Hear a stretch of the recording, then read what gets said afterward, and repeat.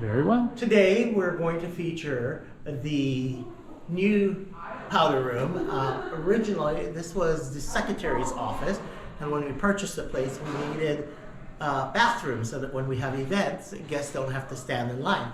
So we're pleased to announce that we have 6 powder rooms. Haven't named them yet. As you go through the room you'll see each room is named after a particular European monarch, but the entire room have not been named yet. So please join me. So we have the Carrara marble installed on the floor, which is great. This is a lobby going into the bathrooms. I could see somebody didn't put a chair back, so. And then you walk down the lobby, and these are the 6 powder rooms. There's 6 of them. So this is we have 2 ADA compliable rooms.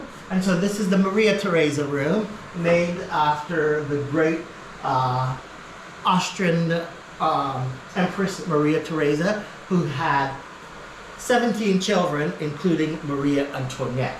And if you ever go to Vienna, you should go to the Capuchin Church, which is not too far from St. Stephen's Cathedral, where the imperial family of the Austrian-Hungarian nobility and royals are buried, and Maria Theresa is there.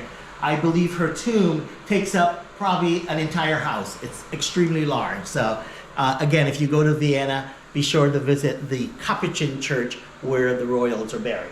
To my left, opposite Maria Theresa, it's another great European leader. This is Louis XIV of France, who is the longest reigning French king and who is responsible for Versailles. If you come in this restroom and you are a Franco fanatic, one can sit in this room and one can look at every single monarch that have served France. I would say up until Louis and Maria Antoinette, but again, it goes all the way to the last monarch, which is Philippe, which was the last king of France. Number 3, again, we're sticking with the French theme, and we have a General Napoleon Bonaparte room. And I'm sure those of you that know and love history knows a great deal about Napoleon. He is probably one of the finest military personnel that has ever lived, other than Wellington, one would say, because he brought Napoleon down. But this is the Napoleonic suite, and Napoleon and Josephine is over here. And if you ever get an opportunity to go to France, be sure to go to Versailles, and you will see the original painting. This is Josephine, Napoleon's coronation, where he crowned himself Emperor of France and his wife Josephine as Empress. And interesting tidbit about this painting, his mother, whom you see here in the center, was not at the coronation, and Napoleon had her painted in because he felt that it was important that his mother was there. But it's quite interesting. There's the Pope and all those other folks there at Napoleon's coronation. Again, there's Carrara marble on the floor. If you walk across from Napoleon, you will visit the Catherine the Great suite. And Catherine the Great originally is from Austria and went to Russia, married a weak king, and kind of did a revolution and took over, and she was a great empress of Russia who brought a great deal of good to her people. And I say her people, she's actually Austrian, not Russian, but did more for Russia than most monarchs. And then across from there, we have the Peter the Great room, and no, they're not related, not married. Peter the Great of Russia is one of the czars, and he reigned from 1682 to 1725, and did a great deal for Russia also. And then across from Catherine, from Peter, we go to Thailand, and this is the Kingdom of Thailand's room, and haven't finished decorating this one yet, but that's the former king of Thailand and his beautiful wife, one of his many wives. So this concludes the tour of the 6 public restrooms.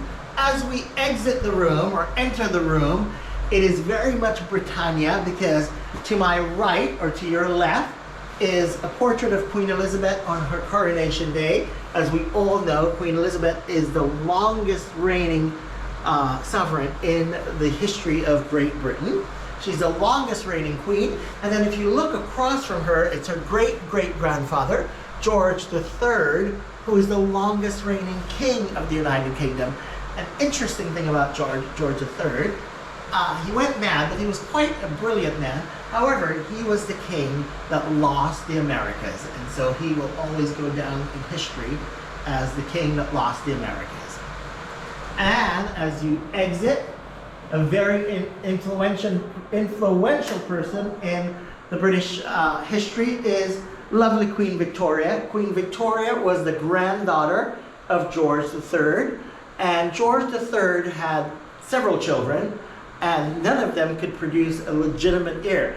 His second son, which is George IV, had one daughter, Princess Charlotte, and she died in childbirth, and she was married to King Leopold of the Belgians, and so Princess Charlotte died in childbirth, and the family was worried because they had no legitimate heirs. All of George's sons were married to mistresses and had mistresses all over the place. So George and Queen Charlotte gave an ultimatum to the kids and said, "You must produce an heir." So all of the sons automatically dropped their mistresses and just went across Europe and found eligible princesses, and they had a race to produce an heir. Queen Victoria's father, the Duke of Kent, and you have to remember, in Europe or in England, the firstborn is the one that gets the entire estate. The other children are considered poor. And so Queen Victoria's father was really very poor, and he lived with families in Germany. And when Queen Victoria was conceived, and before she was born, because in order for her to be an English monarch, she needed to be born on English soil. So the Duke of Kent and his wife, also named Victoria, traveled from Germany, and before Victoria was born, and Victoria was born at Kensington Palace, and she ruled England, so she is the second longest reigning monarch in the history of Great Britain. And when you talk about the Victorian era, that's her. Tidbit about Queen Victoria, she was the first person to wear white on her wedding day. So when brides wear white on their wedding day, one should thank Queen Victoria of the United Kingdom.